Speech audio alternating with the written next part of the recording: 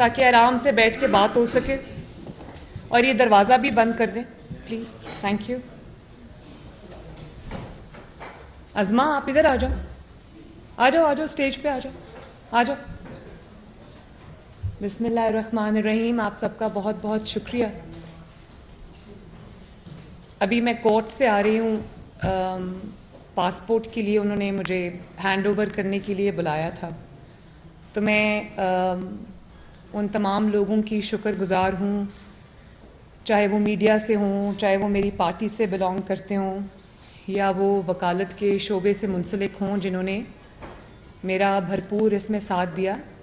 خصوصی طور پر میں نام ضرور لینا چاہوں گی امجد پرویز صاحب کا, جو میرے لائر رہے ہیں. انہوں نے جس طرح 5-6 سال میرے مقدمے حق اور سچ کے لیے, جسٹس کے لیے جس طرح وہ کھڑے رہے ہیں, فائٹ کیا انہوں نے, میں ان کے لیے ان کی بھی بہت شکر گزار ہوں. پاسپورٹ کیس میں صرف یہ کہنا چاہتی ہوں کہ خوشی ہے مجھے اس بات کی کہ مجھے اپنا پاسپورٹ 3 سال کے بعد واپس مل گیا. لیکن میں یہ سوال تو میرے ذہن میں اٹھتے ہیں کہ وہ پاسپورٹ رکھا کیوں گیا 3 سال؟ مجھے کیوں محروم رکھا گیا میرے بنیادی حق سے, جو کہ ایک as a citizen of Pakistan میرا حق تھا. اور میں آج قوم کو یہ بتانا چاہتی ہوں کہ کیا آپ یہ جانتے ہیں, کیا میری قوم جانتی ہے کہ جس کیس میں میرا پاسپورٹ رکھا گیا 3 سال لاہور ہائی کورٹ میں, وہ کیس میرے خلاف کبھی بنا ہی نہیں. یہ وہ کیس ہے جب میں 2019 میں جلسے کر رہی تھی اور میاں نواز شریف کی رہائی کے لیے جلوس نکال رہی تھی اور عوام کو موبلائز کر رہی تھی. تو یہ فتنہ, جو فورن فنڈڈ فتنہ, اس وقت یہ پرائم منسٹر تھا اور اس وقت یہ 1 پیج پہ بھی تھا. تو اس کو خوف ہو گیا کہ اگر عوام میرے خلاف کھڑی ہو گئی, کیونکہ جلسے بہت بڑے بڑے ہو رہے تھے, رات کو 3 بجے تک وہ جلسے ہو رہے تھے, تو پھر ان کے پاس میرے خلاف کوئی کیس تو تھا نہیں. تو انہوں نے انویسٹیگیشن کے سلسلے میں مجھے اریسٹ کیا. جب میں اپنے والد کو جیل میں ملنے گئی, وہاں پر انہوں نے مجھے اریسٹ کیا. 57 ڈیز انہوں نے نیب میں مجھے حبس بے جا میں رکھا, اور نیب میں کسی خاتون کو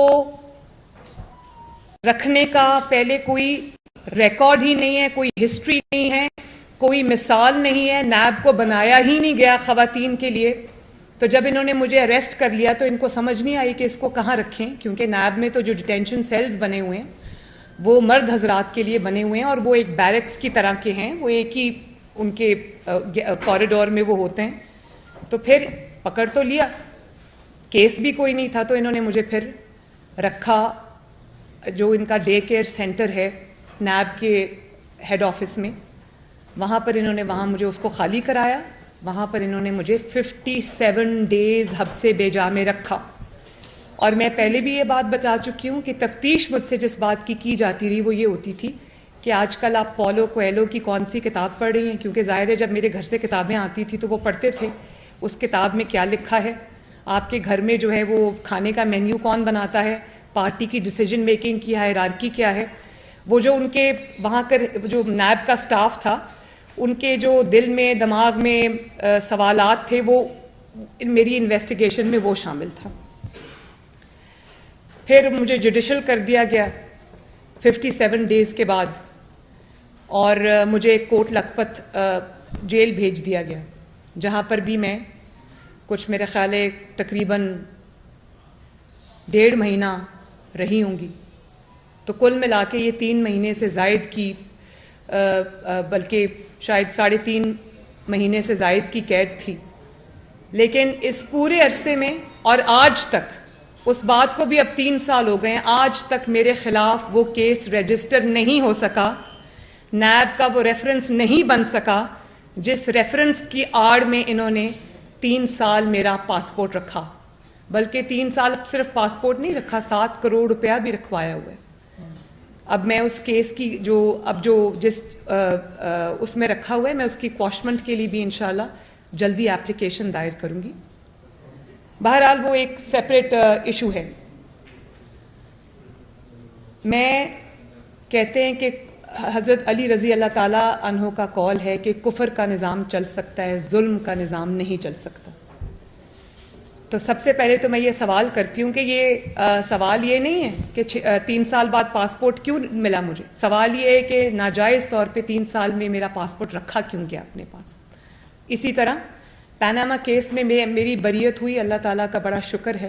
لیکن آپ جانتے ہیں نا 2018 سے لے کر 2022، بلکہ یہ پیناما کا جو مقدمہ ہے یہ تو 2016 کے آخر میں بنا تھا.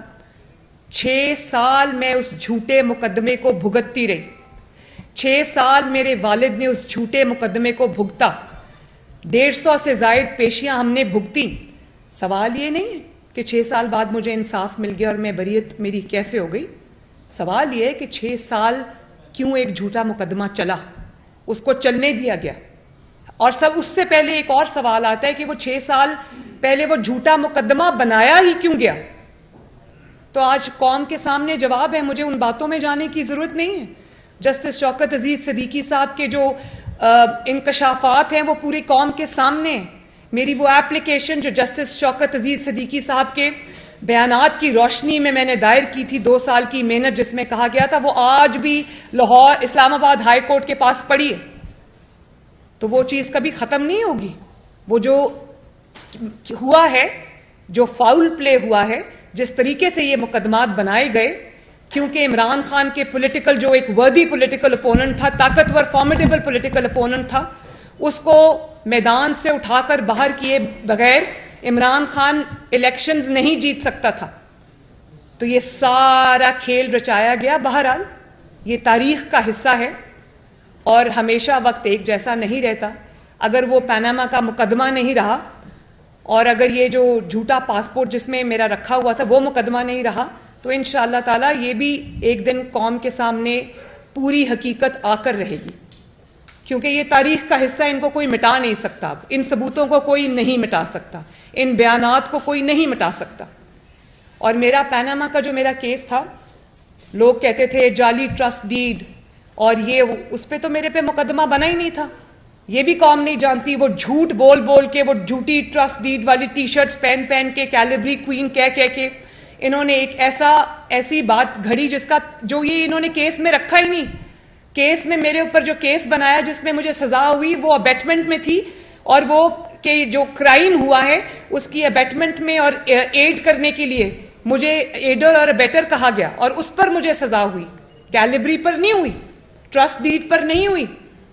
ٹرسٹ ڈیڈ تو اٹھا کر عدالت نے پھینک دی باہر. انہوں نے کہا کہ یہ ٹرسٹ ڈیڈ ایک بہن اور بھائی کے درمیان ہے، اس میں کسی کا کیا نقصان ہوتا ہے. بات یہ تھی کہ انہوں نے کہا کہ نواز شریف صاحب کی پراپرٹیز ہیں یہ، اور یہ ثابت کرنے کی کوشش میں 6 سال گزر گئے. ایک کاغذ کا ٹکڑا یہ نہیں پیش کر سکے عدالت میں جس میں یہ کہا گیا ہو کہ یہ ہے کاغذ کا ٹکڑا جس سے ثابت ہوتا ہے کہ نواز شریف صاحب ان پراپرٹیز کے مالک ہیں. اور وہ جو میرے دادا کا کاروبار تھا 1930 سے چلتا ہوا، اس کو یہ کنوینینٹلی مائنس کر گئے. میرے والد نے تو کبھی کاروبار کیا ہی نہیں. وہ میرے دادا کی کھڑی کی ہوئی امپائر تھی جس کو کنوینینٹلی اس پہ آنکھیں بند کر لی. وہ دادا سے اگر پوتوں کو ملا یا پوتیوں کو ملا یا ان کی فیملی کو ملا تو وہ تو بات کنوینینٹلی کھا گئے. ججز میرے سامنے یہ بات بار بار نیب سے کہتے رہے کہ کوئی ثبوت ہے تو دے دیں، کوئی ایک کاغذ کا ٹکڑا دے دیں جو یہ ثابت کرتا ہو کہ یہ پراپرٹیز نواز شریف کی ہیں اور مریم نے ایڈ اور ابیٹ کیا ان کو. کبھی جب وہ سوال پوچھتے تھے، کبھی نیب کو کرونا ہو جاتا تھا، کبھی نیب کو ڈینگی ہو جاتا تھا، کبھی نیب کا وکیل بدل جاتا تھا.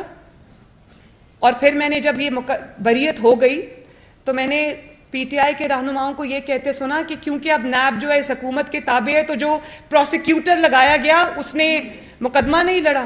تو یہ میں قوم کے لیے بتا دوں، ان کی انفارمیشن کے لیے، ان کے نالج کے لیے، کہ میرے مقدمے میں آخر تک وہی 2 وکلاء، وہی 2 پروسیکیوٹرز رہے جن نے میرا مقدمہ بنایا تھا.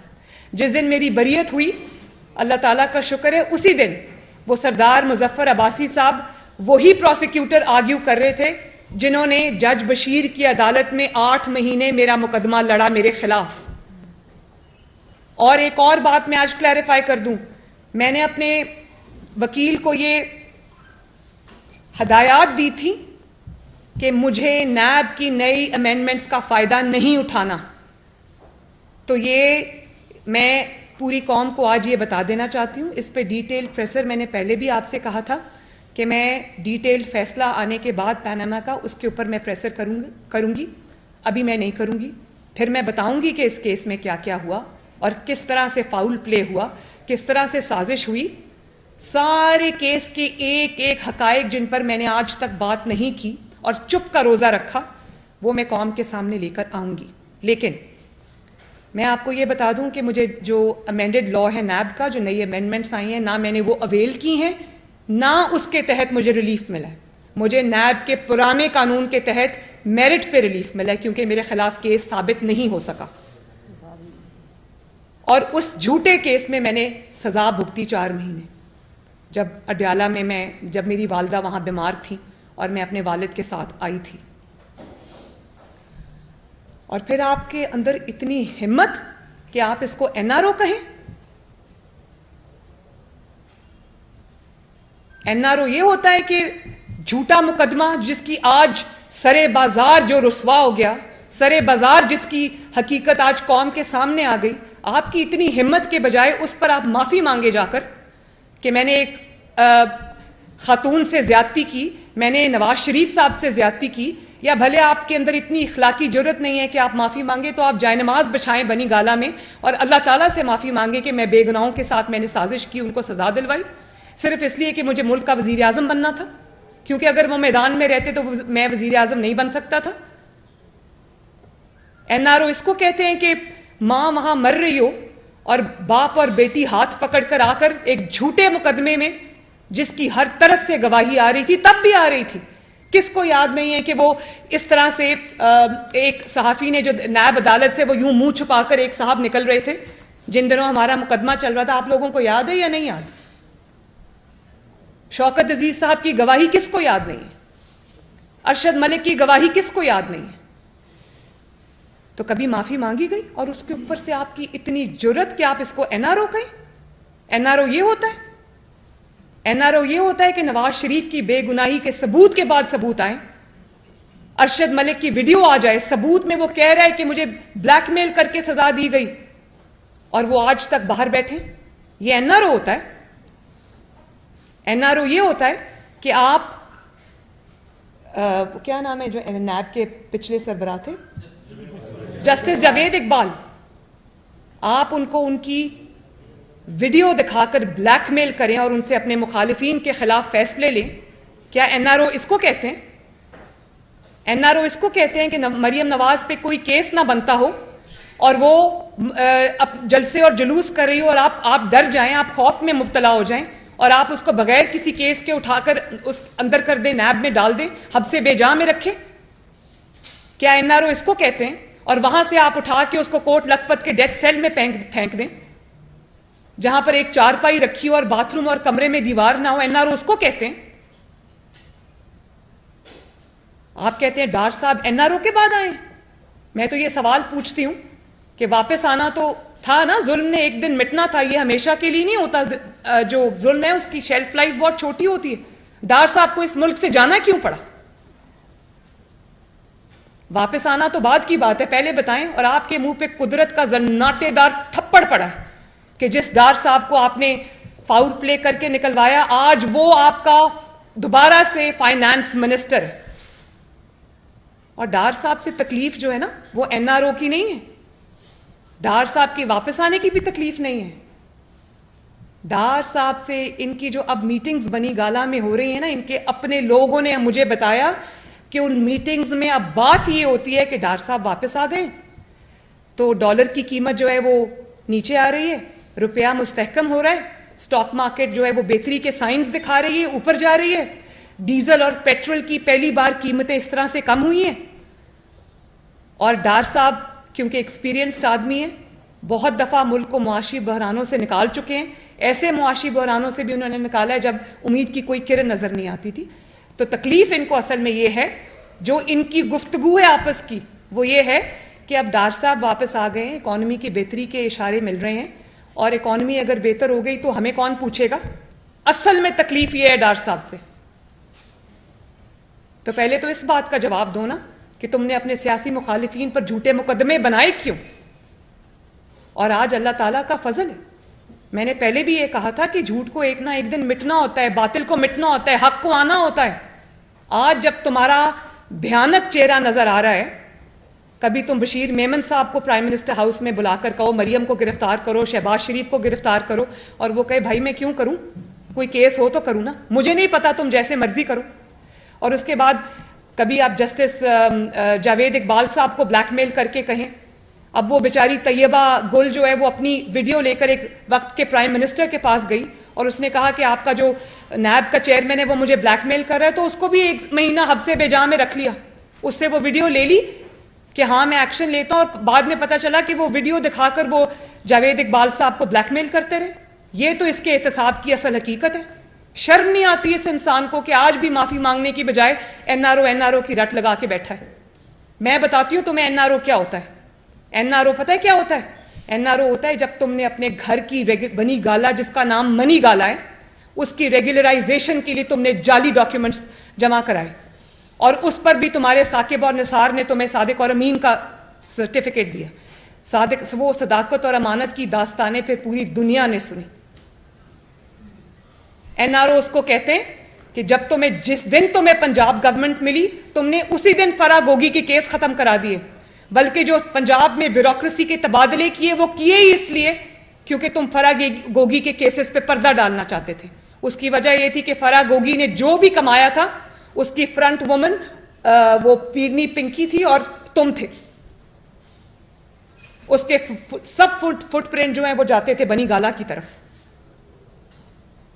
اور جس نے کہا کہ تمہاری نیپیاں اسٹیبلشمنٹ چینج کرتی ہے اور وہ پنجاب کا سب سے بڑا ڈاکو ہے، اس کو تم نے چیف منسٹر پنجاب بنا دیا۔ اس کے بیٹے کو بھی کل لاہور ہائی کورٹ سے ریلیف ملا، جس کورٹ کے پاس اتنے بڑے بڑے ایف آئی آر کے پاس ثبوت ہے اس کی منی لانڈرنگ کے، اس کے حق میں کل فیصلہ آتا ہے۔ اس کو کہتے ہیں این آر او۔ تمہارے خلاف اتنے بڑے بڑے کیسز ہیں، پاکستان کی 75 سال کی تاریخ میں تمام بٹھا لیں آپ حکمران، کسی کے خلاف ملا کے اتنا کوئی کیس نہیں ہوگا جو اس کے خلاف ہے۔ فورن فنڈنگ میں مجرم یہ ثابت ہوا، توشہ خانہ میں مجرم یہ ثابت ہوا، فرا گوگی کیس میں مجرم یہ ثابت ہوا۔ اور آپ یہ دیکھیں این آر او فرا گوگی کو کیسے ملا، اس کو راتوں رات جہاز میں بٹھا کے فرار کرا دیا۔ این آر او اس کو کہتے ہیں جو علیمہ باجی کو ملا، جس نے اقرار کیا ہے کہ اس نے گناہ کیا ہے، لیکن اس کو کسی نے ہاتھ نہیں لگایا۔ این آر او اس کو کہتے ہیں۔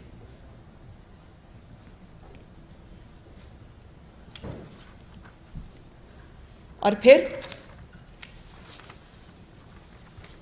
تم نے کل کہا کہ کل میں انٹرویو، مجھے کسی نے کلپ بھیجا کہ ہمارے معاشرے میں یہ فتنہ، فورن فنڈڈ فتنہ کیا کہہ رہا ہے کہ ہمارے معاشرے میں خواتین کا ایک بڑا خاص مقام ہوتا ہے، ان کی بڑی عزت ہوتی ہے، اور اگر مریم خاتون نہ ہوتی تو جیل میں ہوتی۔ تو جب مریم جیل میں تھی، تم نے ڈالا تھا جھوٹے مقدمے، تب مریم خاتون نہیں تھی۔ تم تو خواتین کے عزت کے معاملے میں بات کرنے کے بھی قابل نہیں ہو۔ تمہارا اتنا برا خواتین کے معاملے میں ٹریک ریکارڈ ہے، اس سے زیادہ میں کچھ نہیں کہوں گی، کیونکہ میری جو ٹریننگ ہے، میری جو اپ برنگنگ ہے، وہ مجھے اس چیز کی اجازت نہیں دیتی کہ میں عمران پہ پرسنل اٹیک کروں۔ لیکن کس سے چھپی ہوئی ہے وہ بات جو خواتین کے معاملے میں، ان کی عزت کے معاملے میں اس کا ٹریک ریکارڈ ہے۔ مریم نواز تب بھی ایک خاتون تھی جب تم نے مریم نواز کو اڈیالہ جیل میں پھینکا باپ کے ساتھ۔ مریم نواز تب بھی ایک خاتون تھی جب تم نے اس کو نیب میں حبس بجا میں رکھا۔ مریم نواز تب بھی خاتون تھی جب تم نے اس کو کوٹ لکھپت جیل میں اس کے جلسوں سے ڈر کر تم نے ڈیتھ سیل میں پھینکا، سزائے موت کی چکی میں رکھا۔ مریم نواز تب بھی خاتون تھی جب اس کو تم نے 6 سال تم نے عدالتوں میں دھکے کھانے پر مجبور کیا۔ اس وقت مریم نواز خاتون نہیں تھی۔ اور جب مریم نواز نے اپنے حق میں کبھی خاتون کارڈ نہیں کھیلا، عورت کارڈ نہیں کھیلا، وکٹم کارڈ نہیں کھیلا تو تم یہ خاتون خاتون کی رٹ نہ لگاؤ. جب مریم نواز نے خاتون ہونے کا کوئی بینیفٹ نہیں لیا, تم نے تو کبھی جیل کی شکل نہیں دیکھی, دیواریں پھیلان کے بھاگ جاتے ہو, اور تم نے سچے کیسز میں بھی تمہیں آج تک قانون کا سامنا نہیں کرنا پڑا. تو مریم نواز نے تو اللہ کے فضل و کرم سے جس ہمت کے ساتھ تمہارے انتقام کا مقابلہ کیا, تم تو بات کرنے کے قابل نہیں. جب میں نے اپنے خلاف عورت کارڈ اپنے حق میں نہیں کھیلا تو خبردار تم نے عورت ہونے کا کوئی نام بھی لیا تو.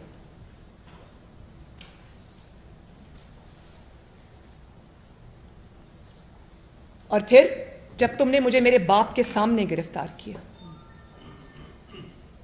خواتین کے ساتھ اس طرح کرتے ہیں. اس وقت میں خاتون نہیں تھی, یا خاتون صرف وہی ہے جو بری گالا میں چھپ کے بیٹھی ہوئی. وہ ہیروں کی انگوٹھیاں لے کر بھی آج, ہیروں کے سیٹ لے کر بھی آج اپنے گھر کے کمفرٹ میں. میں تو 6 سال سے سڑکوں پہ ہوں, لیکن قدرت کا اپنا ٹائمنگ بھی ہوتی ہے, قدرت کا اپنا طریقہ ہوتا ہے سچائی کو سامنے لانے کا. اور جس طرح انسان آزمائش سے گزر کر جب سرخرو ہوتا ہے, اس بات کا مزہ ہی اور ہے. میں تو قدرت کی, اللہ تعالیٰ کی شکر گزار بھی ہوں اور حیران بھی ہوں. مجھے کوئی افسوس نہیں, میں آج بھی وکٹم کارڈ نہیں کھیلتی. جو میری ٹریننگ میرے مخالفین نے پچھلے 6 سال میں کرائی ہے, میں خود بھی, میرا پوری فیملی پارٹی مل کے میری یہ ٹریننگ کراتی تو کبھی نہیں ہو سکتی تھی. جو اللہ تعالیٰ نے مجھے ہمت دی, جو برائی کے خلاف, ظلم کے خلاف, انتقام کے خلاف, جال سازی کے خلاف کھڑے ہونے کا اللہ تعالیٰ نے مجھے حوصلہ دیا, میں اللہ تعالیٰ کی شکر گزار ہوں. اور آج میں ایک فرق مریم نواز ہوں. تو اس کا شکریہ مخالفین کا بھی بنتا ہے, اس فتنہ خان کا بھی بنتا ہے. تمہاری طرح بنی گالا میں چھپ کے یا گرفتاری کے خوف سے حفاظتی ضمانتیں نہیں کراتی پھرتی تھی. میں تب بھی میں خاتون تھی. جب مجھے نیب نے بلایا تو میں نے نیب کی, پرویز رشید صاحب اور مریم میرے ساتھ تھے, میں نے نیب کے پتھر بھی کھائے, میری بلٹ پروف گاڑی پہ فائرنگ ہوئی, اس کی اسکرین ٹوٹ گئی. تب بھی میں خاتون تھی. خاتون کے ساتھ یہ سلوک کیا جاتا ہے تو خاتون کا تو نام بھی تم نہ لو. مجھے پتا ہے کہ تم خواتین کی کتنی عزت کرتے ہو. تم نے جس طرح تم نے, چلے یہ تو سیاسی ہو گیا نا, تم جس طرح فرسٹریشن میں میرے خلاف جملے کستے ہو اسٹیج پہ کھڑے ہو کر جلسوں میں. یہ کس نے کہا تھا کہ مریم میرا اتنی بار نام لیتی ہے کہ اس کا کہیں ہسبینڈ نہ ناراض ہو جائے؟ یہ گھٹیا جملے بازی کس نے کی تھی؟ چلے مریم نواز کو چھوڑ دیں, وہ آپ کی پولیٹیکل اپوننٹ ہے, آپ کو ڈر لگتا ہے اس سے. آپ مجھے صرف یہ بتائیں, آج کل ان کی ساری تقاریر میرے خلاف ہوتی ہیں تو مجھے پتا ہے کہ ان کو وہ کیا سوچ رہے ہیں. تو یہ جو آنریبل جج زیبا کے بارے میں گفتگو کی تھی اس فتنہ نے, وہ کیا تھا؟ للکارا جلسے میں کھڑے ہو کر کہا کہ تمہیں بھی ہم نہیں چھوڑیں گے. کیا الفاظ استعمال کیے؟ نہیں چھوڑیں گے, آپ کے خلاف بھی ہم ایکشن لیں گے. جج زیبا نام بھی لیا, اور ان کو کل اس کے اندر معافی مل گئی. تو بات یہ ہے کہ عطر من اللہ صاحب کی میں بہت عزت کرتی ہوں, احترام کرتی ہوں ایز اے جج بھی. تو انہوں نے معافی دے دی, بڑے دل کا مظاہرہ کیا, درگزر کا مظاہرہ کیا. لیکن میں عدلیہ سے بڑے ادب سے یہ کہنا چاہتی ہوں کہ یہ فراخ دلی کا مظاہرہ جو ہے نا, اس قسم کے شیطانی ذہن کے انسان کے ساتھ نہیں کیا جاتا. اگر آپ اس قسم کے انسان کو معاف کریں گے, جس کا کام ہی یہی ہے کہ پہلے جلسوں میں کھڑے ہو کر بدتمیزی کرو, جملے کسو, الزام لگاؤ, بھلے بعد میں وہ الزام کا دھڑن تختہ ہو جائے, لیکن وہ بہت سالوں سے یہی کرتا آ رہا ہے. اور جب قانون کے شکنجے میں گردن پھنستی ہوئی نظر آئے تو جا کے معافی مانگ لو. اور آپ کیا خیال ہے کہ جب وہ جج زیبا سے معافی مانگنے گئے تھے تو وہ اس لیے معافی مانگنے گئے تھے کہ ان کو لگا تھا ان سے غلطی ہوئی ہے؟ ان کا ٹریک ریکارڈ اٹھا کے چیک کر لیں. وہ جج زیبا صاحبہ سے معافی مانگنے اس لیے گئے تھے کہ ان کو پتا تھا کہ اگر میں نے یہ معافی نہیں مانگی تو میں ڈسکوالیفائی ہو جاؤں گا, میں توہین عدالت میں ڈسکوالیفائی ہو جاؤں گا. تو یہ معافی انہوں نے اپنی جان بچانے کے لیے مانگی. اور جج زیبا صاحبہ کی جو توہین ہوئی ہے اس کی کبھی معافی دینے سے پہلے جج زیبا صاحبہ سے پوچھا کہ اس کو معافی ملنی چاہیے یا نہیں ملنی چاہیے؟ کیا آپ کو اندازہ ہے کہ ایسے شخص کو جب معافی ملتی ہے تو آپ کس چیز کو فروغ دے رہے ہیں پاکستان میں؟ پھر اب کس کے منہ پہ فلٹر لگا ہوگا؟ کوئی بھی جلسے میں کھڑا ہو کے اٹھ کے کسی خاتون کو گالی دے، ڈرائے، دھمکائے، جھوٹا الزام لگائے، بلی کرے اور اس کے بعد جا کے معافی مانگ آئے گا، پھر سب کو معافی دینی پڑے گی. پھر طلال چودھری صاحب کو جنہوں نے کچھ نہیں کیا ان کو بھی معافی دینی پڑے گی. پھر جو دانیال عزیز صاحب ہیں انہوں نے بھی کچھ نہیں کیا ان کو بھی معافی دینی پڑے گی. پھر نہال ہاشمی صاحب کو بھی معافی دینی پڑے گی. اور ان کو معافی ملنی بھی چاہیے کیونکہ انہوں نے کچھ نہیں کیا، وہ سیاسی لوگ ہیں. اس شیطان کو آپ نے معافی دی تو اس کا مطلب ہے کہ آئندہ یہ یہی کرے گا. وہ اور زیادہ امبولڈن ہوا ہے آج. اس کو پتا ہے کہ جو چاہے کر لو، بعد میں جا کے معافی مانگ لو.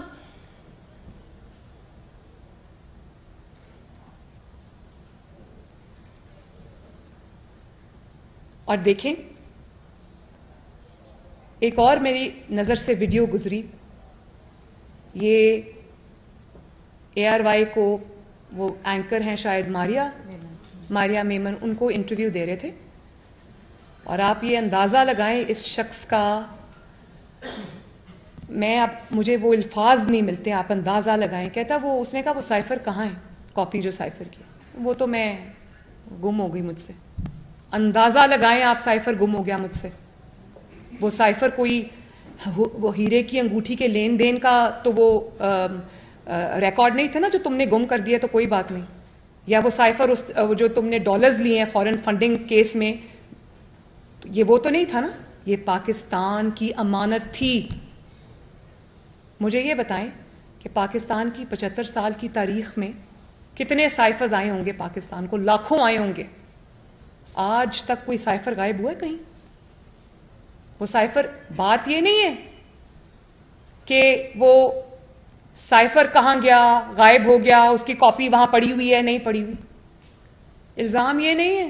وہ بھی ایک بہت بڑا الزام ہے کہ آپ نے ایک ریاست کی دستاویز کو آپ نے غائب کیا، وہ بھی الزام ہے. اور یہ میں نہیں کہہ رہی کہ وہ گم گیا، میں نہیں کہہ رہی ہے، یہ عمران خان فتنہ خان خود اپنے انٹرویو میں کہہ رہا ہے کہ وہ مجھ سے گم ہو گئی.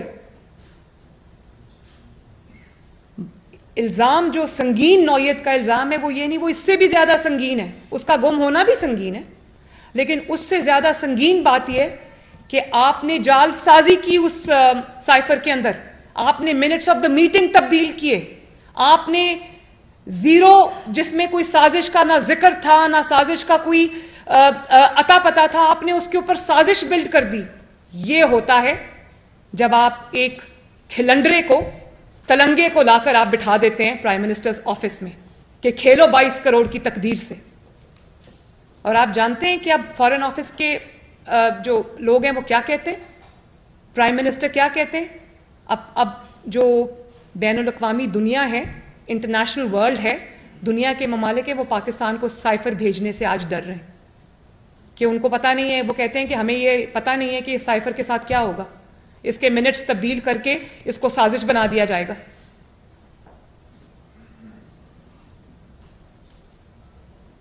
اور پھر آپ نے اس جھوٹے سائفر کی بنیاد پر، اس ٹیمپرنگ کی بنیاد پر، اس فوجری کی بنیاد پر آپ نے پارلیمنٹ توڑ دی اور رونا دھونا شروع کر دیا. جب آپ جھوٹ بولتے ہیں، سازش گھڑتے ہیں، تو یہ تو پھر ہونا تھا نا، آپ نے رونا تھا، کیونکہ جھوٹ کی شیلف لائف نہیں ہوتی. اور اس پہ آپ کی اتنی ہمت کہ آپ نے ٹیکسلا کے جلسے میں کھڑے ہو کر جو باتیں آپ نے کی، جس قسم کے رقیق حملے آپ نے انسٹیٹیوشنز پہ کیے، آپ کو شرم آنی چاہیے. میں آپ کو ابھی کچھ ویڈیوز دکھاتی ہوں اور آپ وہ ویڈیو دیکھیں، اس کے بعد ہم بات کریں گے. لگائیں جی ویڈیو.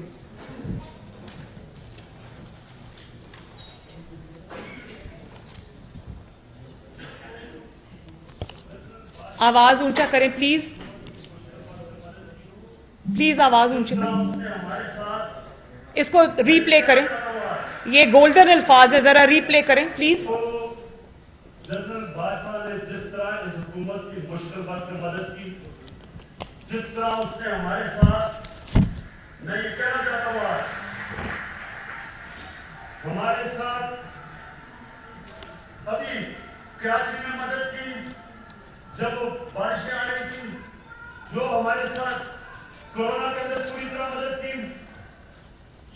हमारे पास जब मुल्क के पास पैसा नहीं था, 2 साल पाकिस्तान की फौज ने असल में अपने डिफेंस एक्सपेंडिचर पे कट किया, क्योंकि उनको फिक्र थी कि पाकिस्तान के पास पैसा नहीं। कभी ऐसा नहीं हुआ। हर जगह सारी मेरी फॉरेन पॉलिसी तो आज पाकिस्तान की फौज और जनरल बाजवा हमारे साथ खड़े रहे हैं। अगला लगाएं जरा। मेरे ख्याल में जो जनरल बाजवा है ये सबसे ज्यादा न्यूट्रल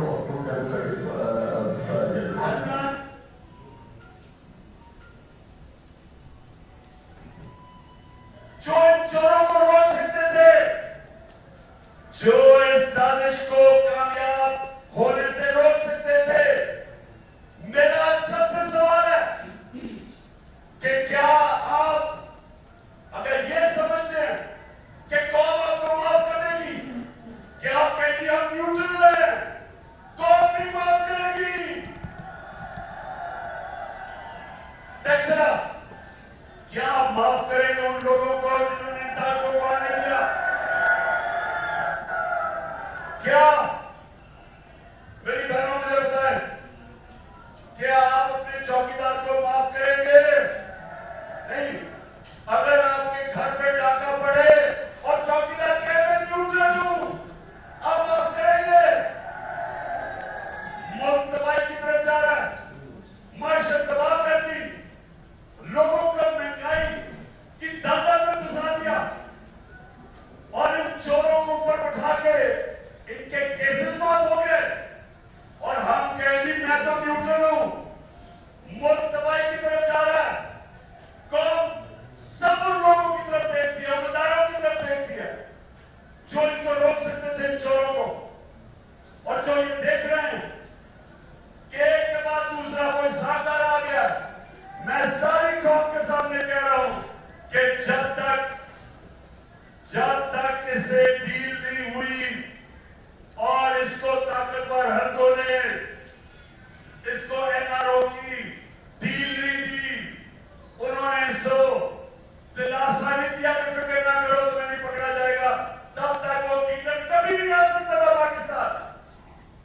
जिसका पूरा करियर डील्स के ऊपर चलता हो, जालसाजी पर चलता हो, और जो तुम्हें रंगे हाथों पकड़े, तुम्हें एक्सपोज करे, वो करप्ट भी है, वो गलत भी है, उसके गिरबान को भी पकड़ना है।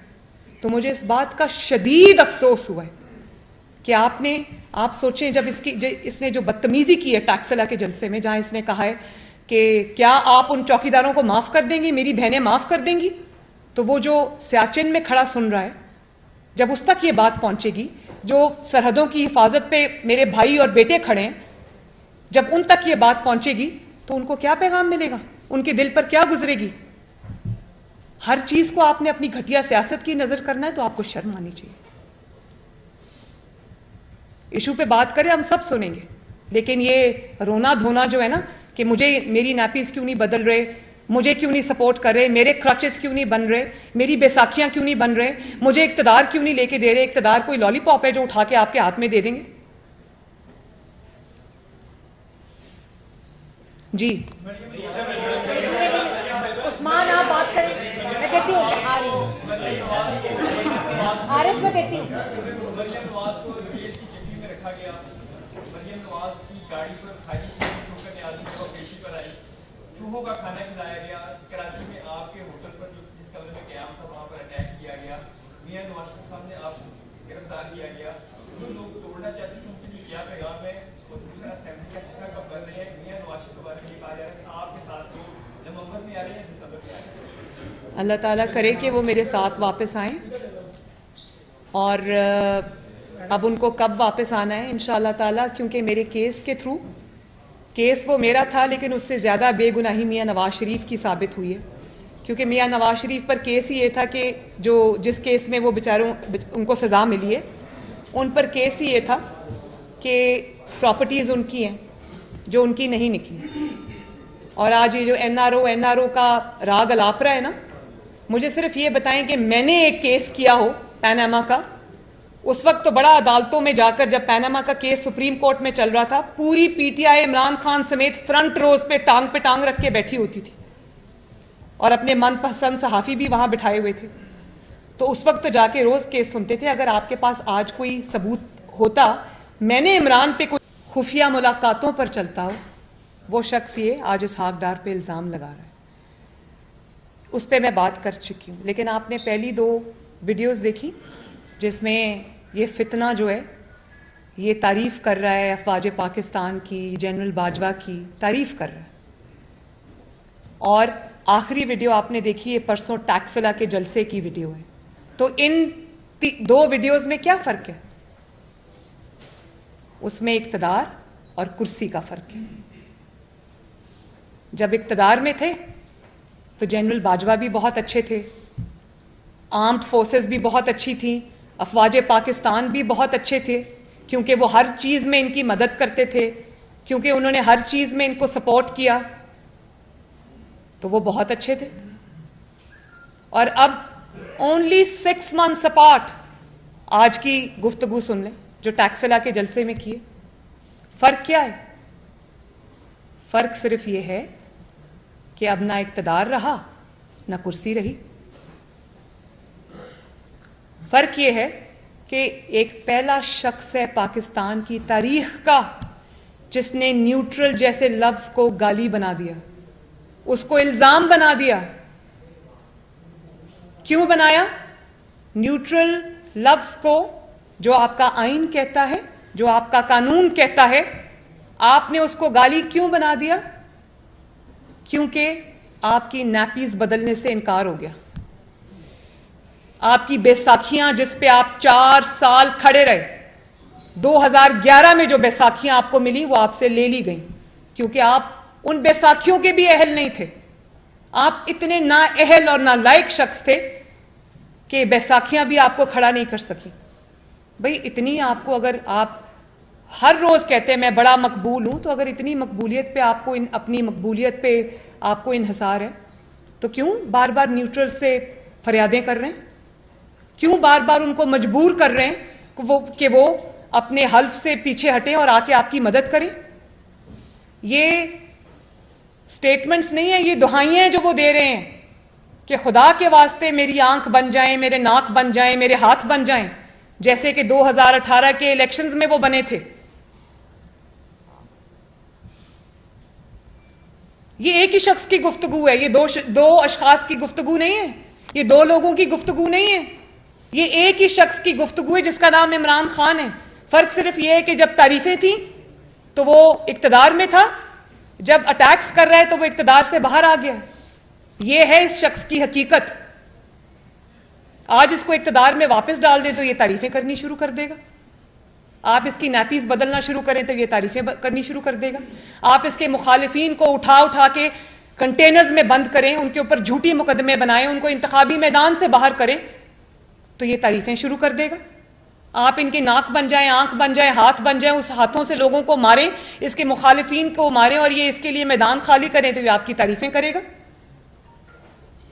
اور وہ شخص جو رات کو ایوان صدر کے اندر خفیہ ملاقاتیں کرتا ہے, این آر او مانگتا ہے, جب این آر او نہیں ملتا تو باہر کھڑے ہو کے جلسے میں بدتمیزی شروع کر دیتا ہے. اور آپ یہ دیکھیں کہ تنقید اگر جائز ہو, کسی دائرے میں ہو, تمیز کے دائرے میں ہو, ایشو بیسڈ ہو, تو مجھے اس تنقید سے اختلاف نہیں ہے. لیکن آپ صرف یہ دیکھیں کہ وہ کیا تعلیم دے رہے ہیں. وہ یہ کہہ رہے ہیں کہ کیا تم ان چوکیداروں کو چھوڑ دو گے, کیا تم انسٹیٹیوشنز کو چھوڑ دو گے. مطلب وہ چوکیدار جو ہیں اگر وہ وطن کی جو بارڈرز ہیں ان کی حفاظت چھوڑ کے وہ بنی گالا کی حفاظت کرنا شروع کر دیں تو پھر چوکیدار ٹھیک ہے. بنی گالا میں ہیروں کی حفاظت کرنا شروع کر دیں. اتنے آنیسٹ آفیسرز کو آپ نے صرف اس لیے باہر نکال دیا کیونکہ انہوں نے یہ کہا تھا کہ آپ کی جو وائف ہے پنکی پیرنی صاحبہ جو ہے بطور پرائم منسٹر آپ کے آفس میں انہوں نے جا کے کہا تھا کہ وہ ہیروں کے ہار رشوت میں لے رہی ہے, تو آپ نے ان کو وہاں سے نکال دیا. اور جب آپ کو این آر او نہیں ملتا تو آپ اس طرح سے رونا دھونا شروع کر دیتے ہیں, بدتمیزی شروع کر دیتے ہیں. اور آپ تعلیم کیا دے رہے ہیں؟ وہی جو آپ نے پی ٹی آئی کے لوگوں کو, اب مریم اورنگزیب کے ساتھ جو لندن میں ہوا, کوئی کیس کیا ہوتا تو میں تو جب جج بار بار ثبوت مانگتے رہے تو میں تو جا کے کہتی کہ یہ جج صاحب یہ ثبوت پکڑے سزا دیں. نواز شریف کے خلاف میرے خلاف تو جج صاحب بار بار ثبوت مانگتے رہے, وہ ثبوت نہیں ملا. اور پیناما کیس وہ کیس تھا جب عمران پرائم منسٹر تھا 2018 میں, انہی جسٹس اطہر من اللہ نے اور جسٹس گل اورنگزیب صاحب نے وہ کیس اڑا کے رکھ دیا تھا پیناما کا. ابھی عمران پرائم منسٹر تھا, انہوں نے کہا یہ کیس بنتا ہی نہیں ہے, تبھی تو ضمانت ملی تھی. تو آپ اس کیس کو آپ NRO کہہ رہے. اور نواز شریف کا راستہ اب الحمدللہ صاف ہے. صرف اب ایک اپلیکیشن دینی ہے کورٹ میں کہ کیونکہ یہ ثابت نہیں ہو سکا جو ان پہ جھوٹا الزام لگایا گیا تھا, تو وہ ہم دیں گے اپلیکیشن. لیکن ٹائمنگ کا فیصلہ اللہ تعالیٰ کو پتہ ہے, میاں صاحب آپ خود کریں گے, لیکن وہ بہت جلد اپنے وطن واپس آئیں گے. دوسری بات آپ نے کیا کی, جو لوگ مجھے توڑنا چاہتے تھے ان کی میں شکریہ ادا کرنا چاہتی ہوں کہ انہی کی وجہ سے آج میری ٹریننگ بھی ہوئی, انہی کی وجہ سے, ان کے جھوٹوں کی وجہ سے, ان کے الزامات کی وجہ سے آج ان کا سیاہ چہرہ پوری دنیا نے دیکھا. اب وہ NRO ڈیل کا راگ الاپنے پر مجبور ہیں, لیکن اگر کوئی حقیقت کی آنکھوں سے دیکھے تو زناٹے دار قدرت کا تھپڑ ان کے منہ پہ پڑا, اور ان کی باتوں سے پتہ چلتا ہے, فرسٹریشن سے پتہ چلتا ہے. تو میں ان کو یہ کہنا چاہتی ہوں آپ کا بہت بہت شکریہ. جی ابھی ایک منٹ, ایسے نہیں آپ بات کریں.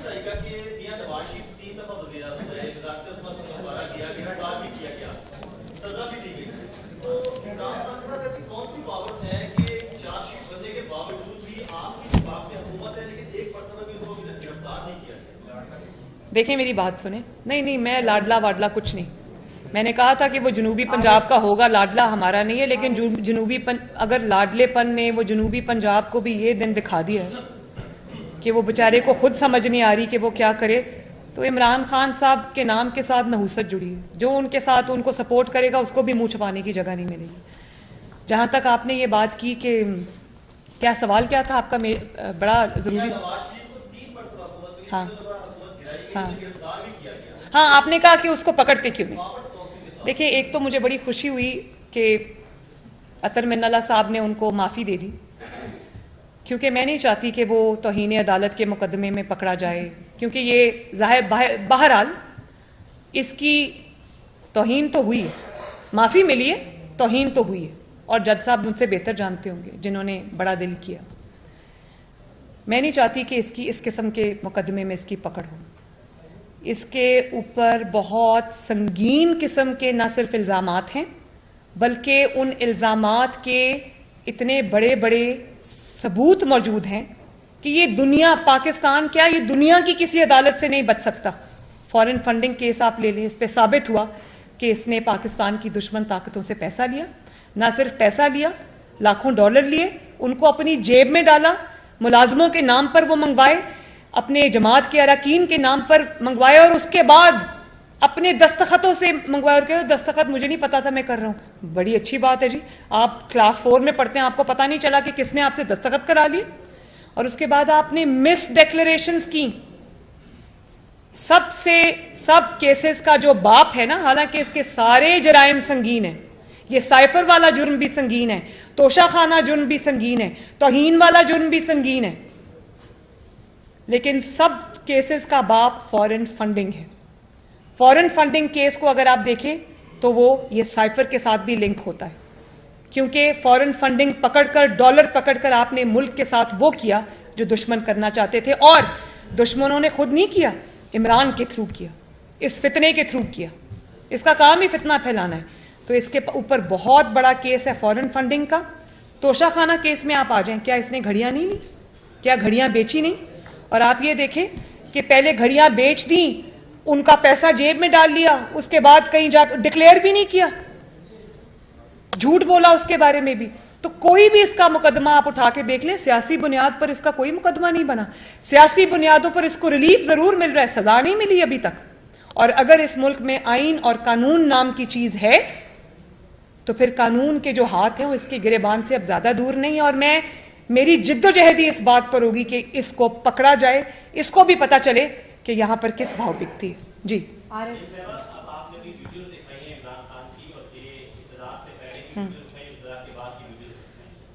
आप लोग भी जब इक़्तिदार में नहीं थे तो इसी तरह की तनकीद अदालत पर करते रहे, उस वक्त भी कर्जों के मुआवजे थे और इसी तरह नवाज शरीफ उनके ऊपर अपनी तनकीद करते रहे हैं और ये कहते रहे हैं कि हम आपसे पूछेंगे क्या मरियम नवाज ने और नवाज शरीफ ने उन्हीं स्टेटमेंट का भी कुछ सरबराह है? क्या मरियम नवाज ने और नवाज शरीफ ने उनसे पूछा कि ये कैसे 2018 का इलेक्शन चोरी हुआ था? दूसरा आपसे क्या आप लोगों को तरगीब दे रहे हैं कि जो सिपाही अपनी जानें कुर्बान करते हैं सियाचिन बॉर्डर्स पे खड़े होकर, आज भी जो जंग है इसकी जो दहशतगर्दी की जो जंग है उसमें आज भी जवान भी अपनी जानें दे रहे हैं, ऑफिसर्स भी अपनी जानें दे रहे हैं। और इक़्तिदार में आप ये बातें करते हैं, इक़्तिदार से जब आप बाहर आते हैं हेलीकॉप्टर क्रैश होता है, उसमें आपके जनरल से लेकर नीचे छोटे सिपाही तक शहीद हो जाते हैं, आपने उसको भी उनको भी तज़हीक का निशाना बनाया। आपने उनके खिलाफ सोशल मीडिया पे कैंपेन्स चलाए, अरसलान बेटा गद्दारी से लिंक कर दो। ये तो कोई मुल्क का बदतरीन दुश्मन नहीं करेगा। और आज आपको इक़्तिदार नहीं मिलता तो आप इंस्टीट्यूशंस को तनकीद का निशाना बनाते हैं। ईसीपी में क्योंकि आपकी चोरी पकड़ ली और वो चोरी इतनी बड़ी थी कि वो नहीं छुपा सकते थे उसको, आपको रंगे हाथों पकड़ा। जो 7 साल आप जिस निजाम पर सांप बन के बैठे रहे, जनरल पाशा और जनरल जहीरुल इस्लाम ने ईसीपी के थ्रू और आपके नाक कान और आंखों ने ईसीपी के आप पे फॉरेन फंडिंग का मुकदमा दबा के रखा। कभी ना कभी उसने सामने आना था ना। जब वो सामने आया तो इतनी ग्लेयरिंग चीजें आवाम के सामने आई कि आपने करोड़ों रुपया जो बाहर के ममालिक हैं, दुश्मन ममालिक हैं, उनसे लिया पाकिस्तान को डिस्टेबलाइज करने के लिए, और वही आपने किया। तो जब तक फॉरेन फंडिंग का मामला रफा दफा हुआ था, दबा के रखा हुआ था, तब तक ईसीपी का चेयरमैन जिसको आपने खुद लगाया वो बहुत अच्छा था, वो एक बड़ा ऑनेस्ट ऑफिसर था। जब उसने आपकी चोरी पकड़ ली, जब उसने आपको रंगे हाथों पकड़ा, आपका चेहरा आवाम को दिखाया, तो वो बुरा हो गया, वो करप्ट हो गया।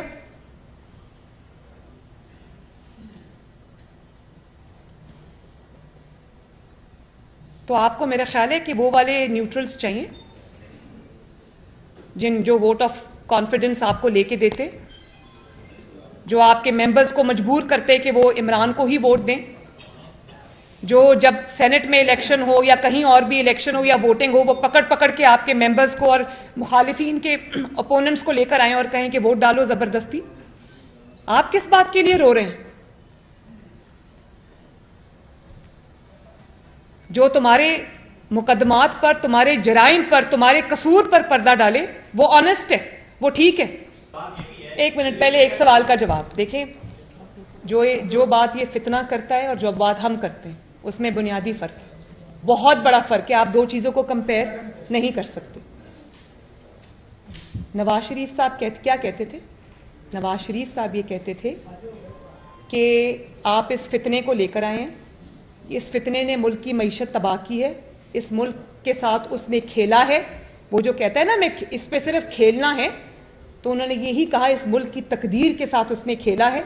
आज भी जो IMF की शराइत पर हम महंगाई जो हो रही है और जो मईशत का हाल है वो वहीं पर जाता है, उसके सिरे भी इस फितने से मिलते हैं।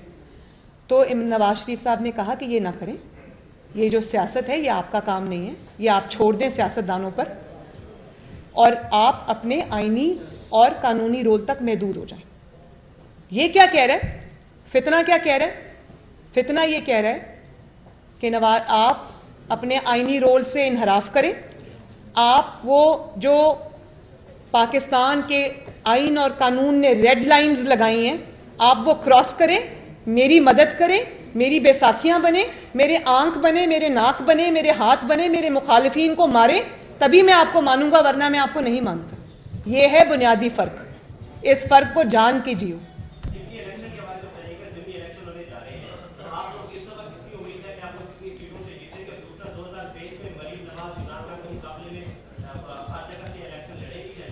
हर जगह से नहीं, मेरी बात सुने कि नहीं, मरियम नवाज को पागलों की तरह ये अपने आप को प्रूव करने की क्या जरूरत है कि मैं हर जगह से मैं खड़ी हो जाऊंगी। मेरी माशाल्लाह एक बड़ी वेल एंट्रेंच्ड पार्टी है जिसकी जड़ें अवाम के अंदर है, जो पानी का बुलबुला नहीं है जिसको किसी पाशा ने, जहीर ने लॉन्च कर दिया और आंखें कान ने उसको RTS बिठा दिया। تو جب انتخابی میدان میں ہم آئیں گے ہمارے پاس بلکہ ایک ایک جگہ سے 3-3 4-4 امیدوار ہیں بھائی, اسی میں ہم فیصلہ کر لیں تو بڑی بات ہوگی انشاءاللہ. سوال کریں. السلام علیکم میڈم. وعلیکم السلام. اور میں آپ کو بہت بہت مبارکباد پیش کرتا ہوں کہ آپ عزت بری ہوئی. اور اس کا میرا یہ سوال ہے, میرے سے زیادہ خوش تو آپ لگ رہے ہیں ویسے ماشاء اللہ.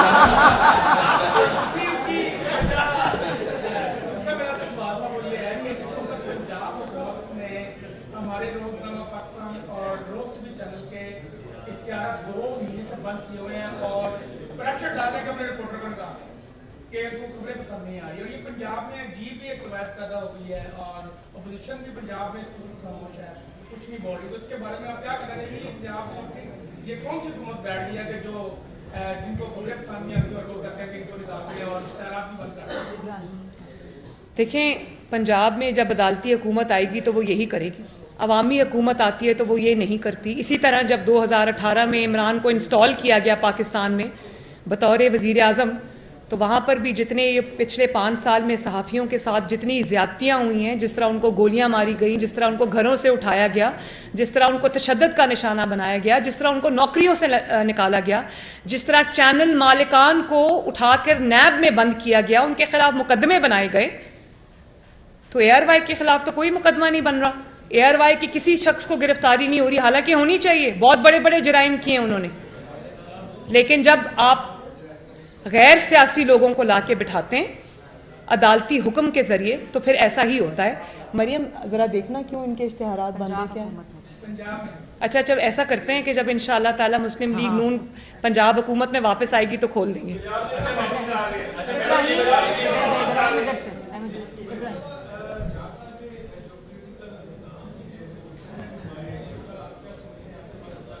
کیا مجھے آواز نہیں آ رہی آپ کی, سوری.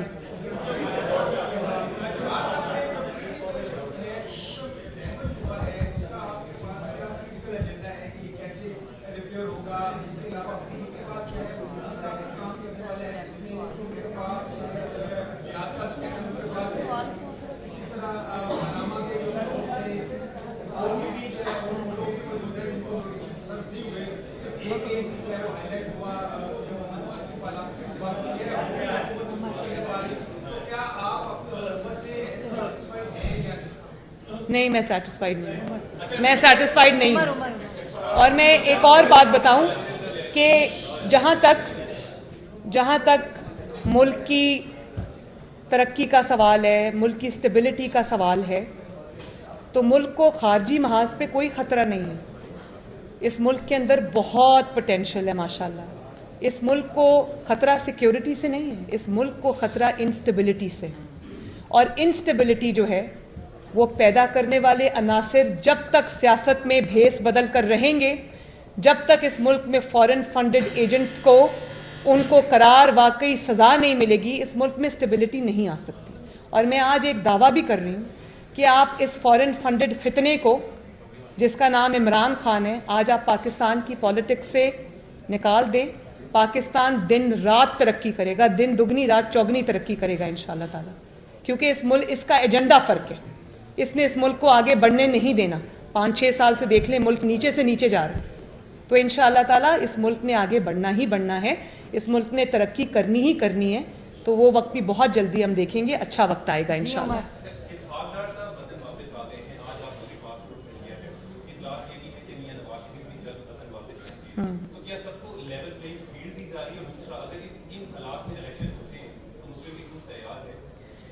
عمر, آپ نے بڑا اچھا سوال پوچھا. لیول پلینگ فیلڈ تو ابھی ہمیں حکومت میں رہ کے بھی نہیں ملی. لیول پلینگ فیلڈ ایسی ہوتی ہے کہ نواز شریف صاحب بے گناہ ہوتے ہوئے بھی سزا یافتہ ہیں آج بھی. لیول پلینگ فیلڈ یہ ہوتی ہے کہ ایک شخص جس کے جرائم سے ہاتھ رنگے ہوئے ہیں, جس کے خلاف ناقابل تردید ثبوت ہیں, وہ کھلا پھر رہا ہے, یہ لیول پلینگ فیلڈ ہوتی ہے. لیول پلینگ فیلڈ دیکھیں, آپ یہ نہیں کہہ سکتے کہ مٹی ڈالو جی آگے چلو, نہیں, زیرو پہ آنا پڑے گا. پہلے زیرو پہ کیسے آتے؟ جو کچھ نواز شریف کو بھگتنا پڑا, جو کچھ نواز شریف کی جماعت کو بھگتنا پڑا, وہ اس کو بھی بھگتنا پڑے گا.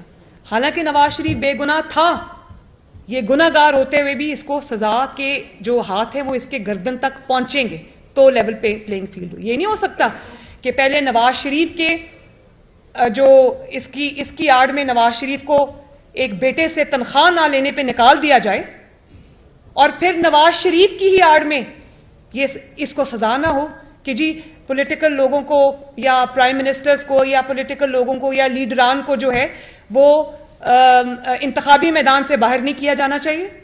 نواز شریف کو باہر کرتے وقت یہ شک یاد نہیں آئی تھی یا یہ بات یاد نہیں آئی تھی؟ لیول پلینگ فیلڈ تو صرف تب ہوگی جب انصاف ہوگا, اور اگر انصاف ہوتا ہے تو عمران خان آپ کو ملکی سیاست میں دور دور کہیں نظر نہیں آتا, جیل کی سلاخوں میں ہمیشہ کے لیے پڑا نظر آتا ہے. اور نہ صرف عمران خان نہیں, وہ گوگی, پنکی, پیرنی اور وہ جو مانکا خاندان ہیں جنہوں نے یہ مل کے پاکستان پہ ڈاکہ ڈالا ہے, ہیروں کے ہار لیے ہیں, انگوٹھیاں لی ہیں, زمینیں لی ہیں, وہ سب آپ کو سلاخوں کے پیچھے نظر آئیں گے. اور یہ ہونا چاہیے, یہ کوئی ہمارے مرضی کی بات نہیں ہے کہ اس کو چھوڑ دو اور اس کو پکڑ لو, ایسا نہیں ہوگا.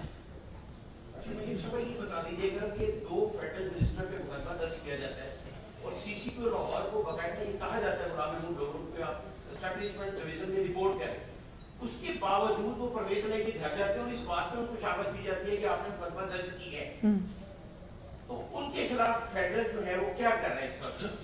پورے لاہور میں جو ہے وہ پولیس جو ہے وہ بڑھ چکی ہے, کرائم بڑھ چکا ہے, 50% کرائم جو ہے وہ بڑھ چکا ہے. تو یہ بھی ذمہ داری بنتی ہے حکمرانوں کی اس طرف بھی توجہ دیں, اور اس میں یہ بھی ایڈ کریں کہ جب وزیر اعظم میاں شہباز شریف وزیر اعلیٰ پنجاب تھے تو یہی سی سی پی اور ڈی اے جی آپریشن کا اس پہ ایلیگیشن لگا تھا کہ یہ قبضہ گروپ کا سرپرست ہے, تو اس کو فلم میں کوشچن نہیں دینی چاہیے. تو فیڈرل اس پہ کیا کرنا ہے, یہ ذرا کائنڈلی تفصیل بتا. دیکھیں میں یہ مجھے نہیں پتا فیڈرل اس پہ کیا کر رہا ہے, لیکن اس قسم کی وہ جو فیڈریشن کے احکامات ہیں, جو فیڈرل گورنمنٹ کے احکامات ہیں, وہ باؤنڈ ہیں ماننے کے لیے, ان کے پاس چوائس نہیں ہے. اور اگر آج اس بات پہ قانون کی خلاف ورزی ہو رہی ہے اور جو پاکستان کا لا ہے اس کی خلاف ورزی ہو رہی ہے, تو ایک نہ ایک دن, آج نہیں تو کل, ہمیشہ پرویز الہی صاحب ان کو پروٹیکٹ کرنے کے لیے نہیں بیٹھے رہیں گے. ان کو بھی جواب دہ ہونا پڑے گا اور سب کو جواب دینا پڑے گا. جہاں جہاں قانون کی خلاف ورزی ہوئی ہے, جہاں جہاں اپنے پولیٹیکل فائدے کے لیے انہوں نے اس طرح سے کیا ہے, سب کو جواب دینا پڑے گا انشاءاللہ. اور فیڈرل گورنمنٹ کو اگر وہ جواب نہیں دے رہے تو زبردستی جواب دینا چاہیے. یہ میں نے آپ کو پہلے بھی کہا ہے کہ قانون کی جو اپلیکیشن ہے وہ چوائس نہیں ہے. اگر اس ملک کو آپ نے آئین اور قانون کے مطابق چلانا ہے تو آپ کو سخت نوٹس لینے پڑیں گے.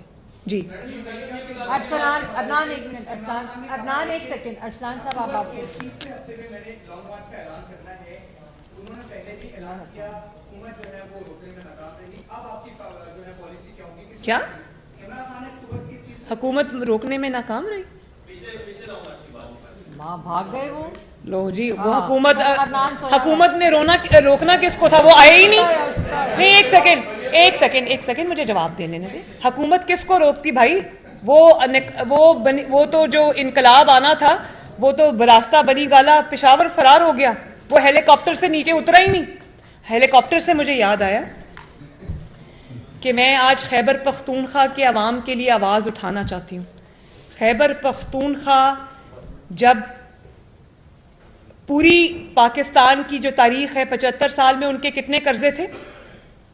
97 ارب کے. اور آج 10 سال سے خیبر پختونخوا کو جب سے تحریک انصاف کا مرض لگا ہے, جو دیمک کی طرح کھا گیا خیبر پختونخوا کی ترقی کو, ان کی جو زندگیوں میں بہتری لانے کو وہ کھا گیا, آج کتنا ہے؟ 780 سم تھنگ ارب جو ہے وہ آج قرضہ چڑھ گیا خیبر پختونخوا کے اوپر. کیوں؟ اس کی وجہ یہ ہے کہ خیبر پختونخوا کے عوام کے ٹیکس کا جو پیسہ ہے, پاکستان کے عوام کے ٹیکس کا جو پیسہ ہے, جس سے ان کے لیے سڑکیں بننی تھی, جس سے ان کے لیے جو بنیادی سہولیات ہیں, ہسپتال ہیں, کلینکس ہیں, موٹر ویز ہیں, اسکول ہیں, یونیورسٹیز ہیں, جو وہ بننی تھی, وہ سارا تو عمران خان پہ خرچ ہو رہا ہے. پہلے سنا کہ وہ اس کے کھانوں پہ خرچ ہوتا رہا, اس کے ہیلی کاپٹروں کی رائڈز پہ خرچ ہوتا رہا, اس کے پروٹوکول پہ خرچ ہوتا رہا, اور وہ جو 2500 سوشل میڈیا کے لوگ بھرتی کیے ہیں کے پی کے میں اپنے مخالفین کو اٹیک کرنے کے لیے, اس پہ خرچ ہو رہا ہے. تو مجھے تو سمجھ نہیں آ رہی کہ یہ ملک کس طرف جا رہا ہے. خیبر پختونخوا کا حق سارا منی گالا میں جا رہا ہے. وہ اس طرح سے فلیس کر رہے ہیں خیبر پختونخوا کو کہ جیسے اب یہ خزانہ دوبارہ ہاتھ میں نہیں آئے گا, جتنا کھا سکتے ہو کھا لو. شکر ہے آپ نے مجھے وہ یاد